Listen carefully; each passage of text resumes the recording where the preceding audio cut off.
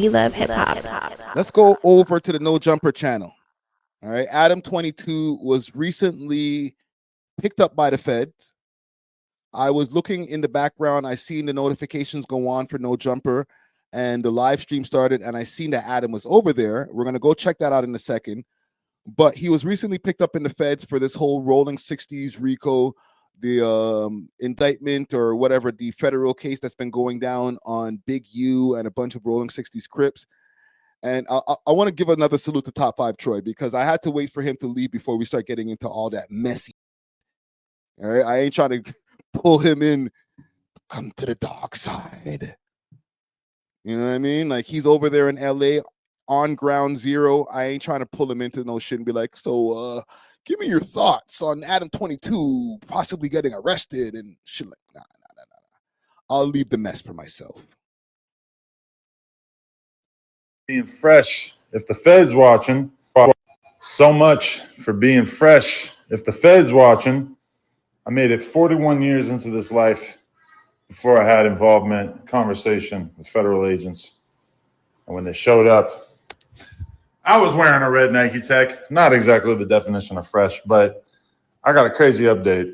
I'm going to do the Good Diligent podcaster thing, and I'm going to save it for tomorrow at 4 p.m. with Lush and some surprise guests. So make sure you tune in tomorrow. 22's has got a big update. Tap inwardly. Hope you're enjoying the video. Do me a quick favor while you're here and smash that like button so we can break the algorithm. And join the comment gang and subscribe. It's free. I'm in my house. I'm playing poker on my computer. A guy comes to my front door, and I didn't actually even know, but my girl was communicating with him through the box in the front of our house with the camera. Okay. She texts me. She says, there we go. A dude is here from the FBI, and basically he's trying to serve you with a subpoena. And so she told him, like a ride or die would, she told him, Adam's not here, and he's off at work or whatever. I forget what she told him. And so I immediately hop on the line with my lawyer. I say, what should I do? I don't want to, handle this situation wrong.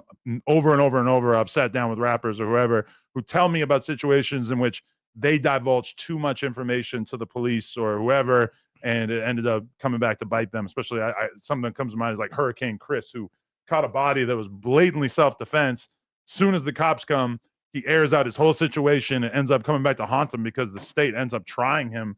So if he had not made all those statements to the cops right after he had killed this dude, then it for sure would have been a way easier case for him to beat. Now, that being said, I'm not really that worried because I know that I myself haven't been involved in any criminality, but I figured I would have my lawyer take care of it. So my lawyer reaches out to the guy who came to my door.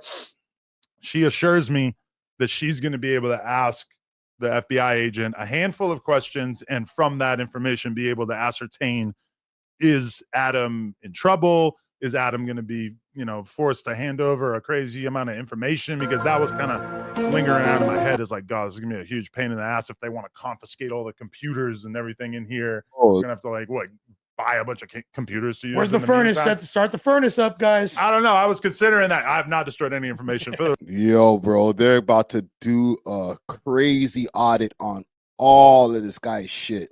Right. But this is the thing that my lawyer comes back to me with. She said the feds were interested in one thing and one thing only. Talk about in my head, I'm thinking they're going to want copies of the podcasts that Brick or Luce were on. They're going to want to make sure that there wasn't anything in those podcasts that was edited out. Now, anybody who knows me and No Jumper knows that we really don't like to edit things out. So the only stuff we're editing, like a slow walking the dog, in and out, is if it's like a 4-alarm fire, like, yo, we need to take this out. So I don't think there's ever been something that Break or Luce told us that they needed us to edit out. But the one thing that the feds wanted was the cease and desist from Big U to No Jumper, asking us to take down the episode in which Luce Cannon first made the explosive statements that suggested that Big U had previous knowledge of Nipsey Hussle's death. Oh, now, that situation, is very much outside of what was mentioned in the indictment. In the indictment, there's nothing about Nipsey. There's nothing about any of that stuff. So this to me is kind of massive because it makes me feel like, oh, the FBI is interested in what Big U's involvement in Nipsey's death might be, which to me seems gigantic. I don't know why that cease and desist is not going to help them prosecute Brick Baby or Loose Cannon or anybody else. But the fact that they're interested in that, to me, adds quite a bit of credibility to the argument that perhaps Nipsey Hussle's death was a more complicated situation than it appears to be. Well, isn't that when this gave whole- it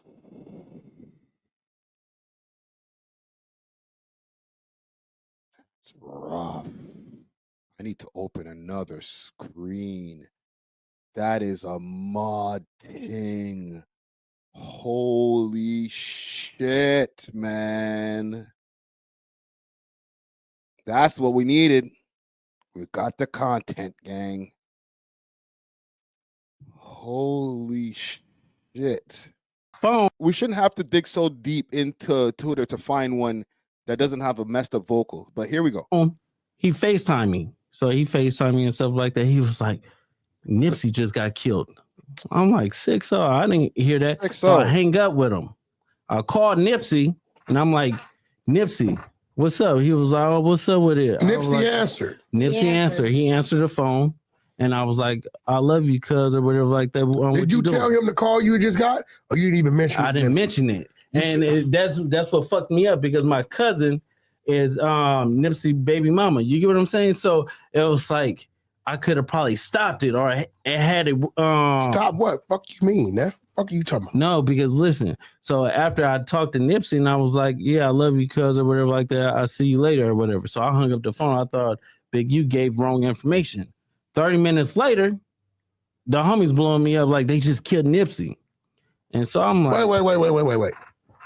You get a call from Big U telling you Nipsey just got killed. Yeah. You panic, called Nip. Nip answered the phone. Yeah. And you we like were just talking on regular. So it's like at the end of the day, I didn't even think about it because you don't even warn him that you got that call from dude. No, because their relationship was so fucked up. It'd be like they be hot one minute, then they be cold the next minute, and then they be lukewarm. Like you and just 30 minutes after you get out the phone with Nip. Watch Whack, yo. Whack's just trying to draw the man out, yo. That's Toronto slang for Whack is just trying to help this guy to incriminate himself. So tell me more, nephew. All right, so what else happened then? Oh, hold on. Slow down, nephew. Say that again. Say it slower. Like, all right, bro.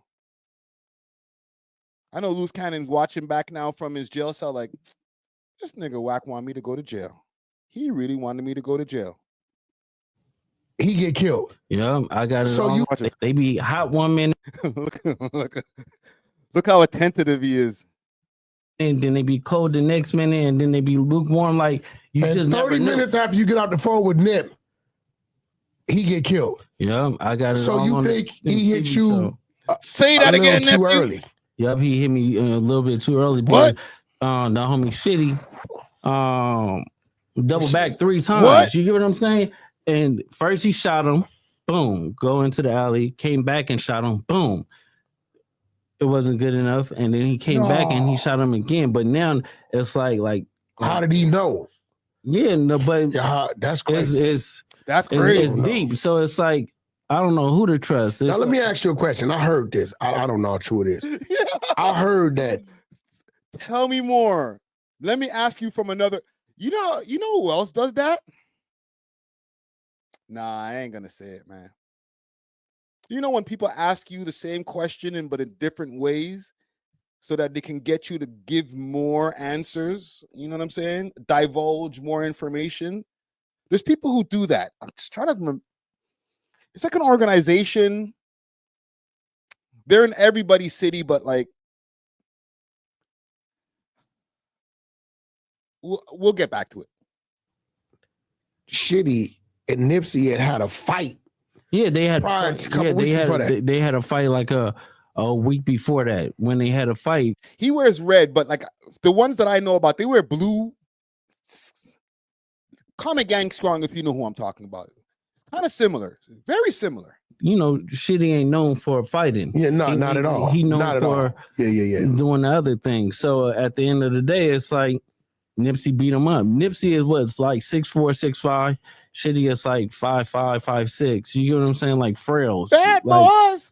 What you he get high. So there was already some friction there. Yeah, it was already friction because What you gonna do when Sheriff John Brown come for you? of like some police telling shit. And Now let me ask you something, bro.